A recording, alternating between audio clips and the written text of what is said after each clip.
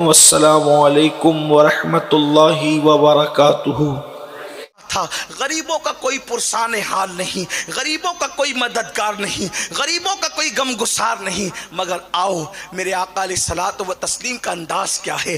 میں بہت دیر تک آج آپ کو جو ہے وہ امتحان میں نہیں رکھنا چاہوں گا، جلدی سے اپنی گفتگو سمیٹنے کی کوشش کر رہا ہوں۔ اللہ اکبر، میرے آقا کی محفل واز جاری ہے، حضور کی محفل جاری ہے، اس میں ایک آواز گونجتی ہے۔ مسجد نبوی ہے، ستاروں کی طرح میرے آقا کو گھیر کر صحابہ بیٹھے ہوئے ہیں، گویا کہ ستاروں کے جھرمٹ میں آفتاب نبوت، ماہتاب رسالت جلوگر ہے۔ اچانک ایک آواز گونجتی ہے، اے محمد روح فدا صلی اللہ علیہ وسلم، مجھے آپ سے کچھ کام ہے، مجھے آپ سے کچھ کام ہے۔ حالانکہ اس لہجے میں کبھی صحابہ گفتگو نہیں کرتے تھے، جب بھی میرے آقا کو پکارتے تو کہتے فدا کا امی و ابی یا رسول اللہ، یا رسول اللہ ہمارے ماں باپ آپ پہ قربان۔ انداز دیکھیں، اس کے جملے نقل کر رہا ہوں، اے محمد مجھے آپ سے کچھ کام ہے۔ حضور کی محفل واز رک گئی، آقا اس کی طرف متوجہ ہوئے۔ جب حضور اس کی طرف متوجہ ہوئے تو سارے صحابہ متوجہ ہوئے۔ اس وقت جب متوجہ ہوئے میرے آقا کریم، جب سب صحابہ متوجہ ہوئے تو دیکھا کہ ایک عورت ہے اور وہ مسجد نبوی کے دروازے پہ کھڑے ہو کے کہتے مجھے آپ سے کچھ کام ہے۔ آقا علیہ السلام نے کہا کیا کام ہے تجھے کام کیا ہے مجھ سے؟ اس عورت نے کہا یہاں آئیے تو بتاؤں گی، یہاں آئیے تو بتاؤں گی۔ اللہ اکبر، رحمت تمام، رحمت للعالمین، رحمت عالمیان اپنے صحابہ کی محفل سے اٹھ جاتے ہیں اور اس عورت کے پاس جاتے ہیں۔ جب اس کے پاس گئے اس نے بے باکی دکھائی، ایسا کوئی عورت نہیں کرتی تھی لیکن اس نے بے باکی دکھائی۔ اس نے میرے آقا کا ہاتھ پکڑ لیا اور ہاتھ پکڑ کے کہا چلیے میں آپ کو کچھ کہنا چاہتی ہوں۔ میرے آقا کی شان یہ تھی، حضور علیہ السلام نے فرمایا لا افصح من النساء، میں عورتوں سے مصافحہ تک نہیں کرتا، لیکن اس نے ہاتھ پکڑ لیا تھا وضاحت کر دوں تاکہ آپ کے دل میں خلجان نہ رہے، اس لیے کہ اس پر شریعت کا کوئی حکم بھی نہ تھا، کیونکہ وہ عورت پاگل تھی، وہ پاگل تھی۔ اور اس نے حضور کا ہاتھ پکڑ لیا اور ہاتھ پکڑ کے لے کے حضور کو چلنے لگی اور حضور علیہ السلام اس کے ساتھ ساتھ چلنے لگے۔ مدینہ منورہ کی گلیوں میں ایک عجیب منظر تھا، اللہ اکبر، جس کے قدموں سے خرد نے وجود پایا، جس کے قدموں سے لگ کر عقل کو شعور آیا، وہ مصطفیٰ جان رحمت کا ہاتھ ایک پاگل عورت پکڑ کر لے کر جا رہی ہے اور حضور اس کے ساتھ ساتھ چل رہے ہیں۔ اللہ اکبر، پھر ایک مقام آتا ہے، ایک میدان آتا ہے جہاں پر عرب کی چلچلاتی ہوئی دھوپ مدینہ منورہ کے ریگزاروں کو جو ہے وہ تپا رہی تھی اور گرما رہی تھی، اس میں لے کر کے کھڑی ہو گئی اور اپنی اپنی بات کرنے لگی۔ اس کی بات بے سر و پیر کی تھی، اس کی باتوں کا کوئی معنی نہ تھا، اس کی باتوں کا کوئی مفہوم نہ تھا، اس کی باتوں کا کوئی مضمون نہ تھا، لیکن قربان جن باتوں کا کوئی مضمون نہ تھا افصح العرب اس کا کلام سن رہے تھے، جس بات کا کوئی سر پیر نہ تھا، اللہ اکبر، جس کو اللہ تبارک و تعالیٰ نے کلام کا ملکہ دیا تھا، حضور گوش کے ساتھ اپنے کانوں کو متوجہ کر کے اس کی گفتگو کو سن کر مسکرا رہے تھے۔ ماتھے پر سلوٹیں نہیں تھی، ماتھے پر شکن نہیں تھا، بلکہ خندہ پیشانی کے ساتھ ایک پاگل غریب عورت کی گفتگو سنی جا رہی تھی۔ صحابہ کے چہرے پر ایک رنگ آتا دوسرا رنگ جاتا، کچھ لوگوں کے دل و دماغ میں تو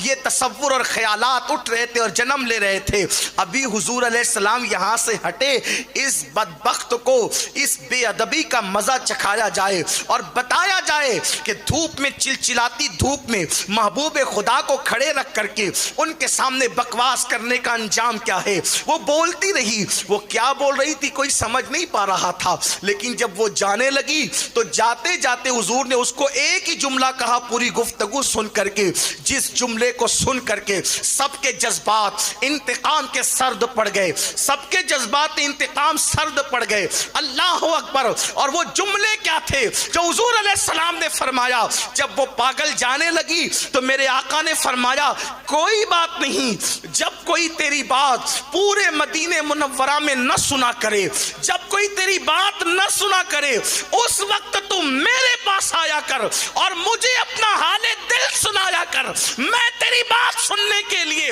حاضر ہوں۔ وہ تو چلی گئی۔ صحابہ نے عرض کی آقا ہمارے ماں باپ آپ پہ قربان، وہ پاگل تھی پاگل، اور وہ بکواس کرتی رہتی ہے، اس کی کوئی نہیں سنتا ہے۔ آپ کو اتنی دیر تک اس نے مشقت میں کھڑے رکھا۔ مصطفیٰ جان رحمت نے صحابہ کو کس طرح تسلی دی؟ فرمایا جیسے میں تمہارے لیے ہوں اس کے لیے بھی تو ہوں، اس کی کوئی نہیں سنتا، اگر میں بھی نہیں سنوں گا تو وہ حال اس کو سنائے گی جس کا کوئی سننے والا نہیں، اس کا سننے والا آمنہ کا لال ہے۔ نعرہ تکبیر، نعرہ رسالت۔ غریبوں کے ساتھ یہ انداز مصطفیٰ جان رحمت کا تھا۔ یہ سیرت پاک کا عکس جمیل سیدنا غریب نواز کی زندگی میں آپ دیکھیں، سرکار غریب نواز کی زندگی میں آپ دیکھیں۔ سرکار غریب نواز صرف تقریروں سے تبلیغ نہیں ہوتی، صرف کانفرنسوں سے اسلام نہیں پھیلتا، صرف سیمیناروں میں فکر انگیز اور دردناک گفتگو کرنے سے کام نہیں ہوتا، بلکہ ہمیں کچھ انسانیت بھی درکار ہوتی ہے، کچھ غریبوں کا خیال بھی درکار ہوتا ہے۔ ہمارے پاس تو جو آتا ہے میں پریشان ہوں، اللہ تیری پریشانی دور کر دے، صرف دعاؤں سے کام نہیں چلتا، کبھی میدان عمل میں بھی قدم رکھو۔ مسلمان غربت کی چکی میں پس رہا ہے تو آپ نے کیا کیا ہے؟ اور غربت کی چکی میں پس رہا ہے تو آپ نے کیا کیا ہے؟ مسلمان جہالت کی وادی میں بھٹک رہا ہے تو آپ نے کیا کیا ہے؟ تب سرے انقلاب نہیں بپا کرتے، میدان عمل میں آنا ہو، جہد مسلسل درکار ہوتی۔ ایک غریب کسان میرے غریب نواز کے پاس آیا اور وہ غریب کسان کہنے لگا سرکار بادشاہ کے کارندوں نے میری زمین پہ ٹیکس سے زیادہ لگا دیا، میں غریب بھر نہیں سکتا، میں غریب بھر نہیں سکتا۔ اور سنا ہے کہ ہمارا جو بادشاہ دلی میں رہتا ہے وہ آپ کے مرید کا مرید ہے، اگر آپ سفارش کر دیں میرا کام ہو جائے۔ کسان تھا وہ، کسان کی آواز کس کے کانوں میں جاتی ہے؟ کون سنتا ہے کسانوں کی؟ کسانوں کی فریاد پہ کون لبیک کہتا ہے؟ کسانوں کی یہ عزت کس کے سمجھ میں آتی ہے؟ سوچو تو صحیح، کسان تو بے اوقت ہے لوگوں کی نگاہ میں، کسانوں کی کوئی عزت نہیں ہے، لیکن غریب نواز 850 سال پہلے کتنا غریب رہا ہوگا وہ کسان، آیا ہے غریب نواز کیا۔ غریب نواز کہتے چھوڑ یار، میں تو یہاں نماز روزے کی بات کرنے آیا ہوں، آسمان کے اوپر اور زمین کے نیچے کی بات کرنا میرا طریقہ ہے، یہ میں بادشاہ سے سفارش کروں اور تیرا ٹیکس کم کراؤں یہ میرا کام نہیں ہے۔ یہ آسمان کے اوپر اور زمین کے نیچے کی بات اسلام صرف یہ نہیں سکھاتا، اسلام یہ کہتا ہے پہلے آسمان کے نیچے اور زمین کے اوپر کے حقائق کی بات کرو، اس لیے کہ آسمان کے اوپر کی باری بعد میں ہے، زمین کے نیچے کی باری بعد میں ہے، پہلے زمین کے اوپر کی بات کرو، اس لیے کہ جو زمین کے اوپر کا ماحول سنوار دے زمین کے اندر کا ماحول خود بخود سنور جائے گا۔ پہلے اوپر سنوارو، قرآن نے بھی کہا ربنا آتنا فی الدنیا، اسلام پہلے دنیا کی بات کرتا ہے، نہیں ہم اللہ والے لوگ ہیں، ہم تو کسی کی سفارش بھی نہیں کر سکتے، تو یہ اللہ والے ایسے نہیں ہوتے، اللہ والے ایسے نہیں ہوتے، اللہ والے ایسے ہوتے ہیں جن کا ذکر ہو رہا ہے، جن پر اللہ کا رنگ چڑھتا ہے۔ کسان آ رہا ہے غریب نواز کے پاس، میں سوچتا ہوں آج آپ میری بات سن کر آپ بھی سوچیں گے کہ غریب نواز آج اگر زمین کے اندر کی بجائے زمین کے اوپر ہوتے اور شاید ماحول کچھ اور ہوتا، ماحول کچھ اور ہوتا۔ خواجہ کا ہندوستان ہے یہ، ہندوستان کے راجہ غریب نواز روحانیت کا تاجدار، دلوں پہ حکومت کرنے والا. یاد رکھنا، سروں پہ حکومت کرنے والا حاکم نہیں ہوتا، دلوں پہ حکومت کرنے والا حاکم ہوتا ہے. ہاں، اس لیے کہ سر تو چٹیل پہاڑوں کی طرح ہوتے ہیں. بادشاہ کا تخت پہاڑ نہیں بنا کرتے، بادشاہ کا تخت تو اللہ اکبر بالکل سڈول، بالکل مربع نما، بالکل بچھی ہوئی چٹائی کی طرح تخت ہوتے ہیں. قدرت نے دل کے فرش کو مثل تخت بنا کر بتایا ہے. اس کے لیے بھی کچھ حاکم ہوں گے، اور وہ کون ہے؟ جو اپنے اخلاق سے، اپنے کردار سے، اپنی محبتوں سے، اپنی الفت سے، اپنی خوبصورت گفتگو سے، اپنے خوبصورت لب و لہجے سے جو دلوں پہ حکومت کرے، وہ اصل حاکم ہے. سروں پہ حکومت کرنے والا، سر تو کوئی بھی جھکاتا ہے، ڈنڈوں سے بھی سر جھک جاتا ہے. سر جھکانا اہم نہیں ہے، دل جھکانا اہم. اور اسلام سر بعد میں جھکانے کی بات کرتا ہے، اسلام پہلے دل جھکانے کی بات کرتا ہے. اس لیے کہ سر تو تلواروں سے بھی جھک جاتے ہیں، لیکن دل صرف اخلاق سے جھکا کرتے ہیں، دل صرف کردار سے جھکا کرتے ہیں. کسان آ کر غریب نواز سے کہتا ہے حضور کوئی سفارش کر دیجئے. غریب نواز فرماتے ہیں میں خود تیرے ساتھ دلی تک چلوں گا. غریب نواز اس کسان سے کہتے ہیں، یہ 850 سال پہلے کی بات ہے، اس کا آپ ذہن میں تصور رکھیے گا اور اس کو آپ خیال رکھیے گا، سننے والے موجودین بھی اور غائبین بھی، کہ یہ بات 850 سال پہلے کی ہے کہ سرکار غریب نواز کے پاس کسان آیا اجمیر مقدس میں کہ بادشاہ کے کارندوں نے ظلم کیا کسان پر. غریب نواز سے کہا سفارش کر دیں. فرمایا میں خود چلوں گا. کوئی لیٹر نہیں دیا جائے گا، کوئی خط نہیں دیا جائے گا، کوئی کاغذ کا ٹکڑا لکھ کر نہیں دیا جائے گا، میں خود تیرے ساتھ چلوں گا. اور ہند کی تاریخ، اکھنڈ بھارت کی تاریخ گواہ ہے کہ ایک غریب کسان کے لیے میرے خواجہ اجمیر مقدس سے دلی تک کا سفر اس کے ساتھ کرتے ہیں. جب دلی پہنچے اس وقت سلطان شمس الدین التمش کی حکومت تھی. بادشاہ کو خبر لگی تو بادشاہ اپنی فوج کے ساتھ غریب نواز کے استقبال کے لیے آیا. سرکار قطب الدین بختیار کاکی جو پیر و مرشد تھے بادشاہ کے، وہ بھی ساتھ تشریف لائے، اور آنے کے بعد دونوں نے قدم پکڑ لیے. سرکار آپ بغیر اطلاع کے آ گئے؟ اطلاع تو دی ہوتی، اطلاع دی ہوتی تو انتظام کیا جاتا آپ کے شایان شان. فرمایا میرا کام تھا اس لیے آ گیا.